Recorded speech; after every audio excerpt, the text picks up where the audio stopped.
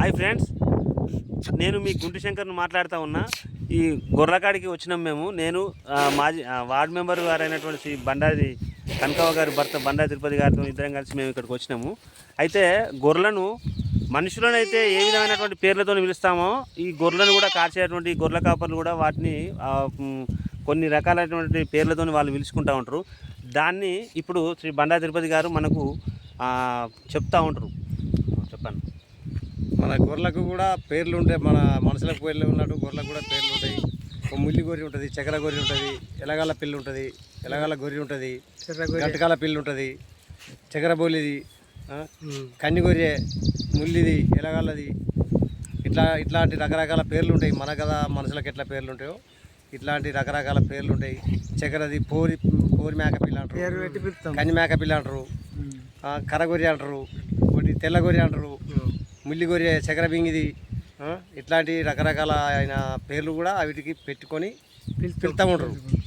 కానీ వాళ్ళు కూడా పాపం ఎండనగా వాననగా ఒక చెట్టు అనగా చేరనగా ఒక పుట్ట అనగా పామనగా తెల్లనగా తెల్లందాకా పొద్దుందాకా అదే గొర్రెల కాడ పండుకుంటారు. వాళ్ళ గురించి కూడా పాపం వాళ్ళకి ఎలాంటి సమస్యలు కూడా ఇదివరకు ఏమో ఇట్లా పాము కుట్టుడా తేలు కుట్టుడా ఇదివరకు ఏది జరగలే.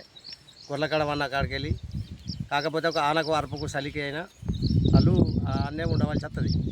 గొర్రెల కష్టలకు అంత కష్టం కూడా ఉంటుంది. గొర్రెలను మీరు ఏ విధంగా గుర్తుపడతారు? ఏ విధంగా పెనుకలు పెడతారు.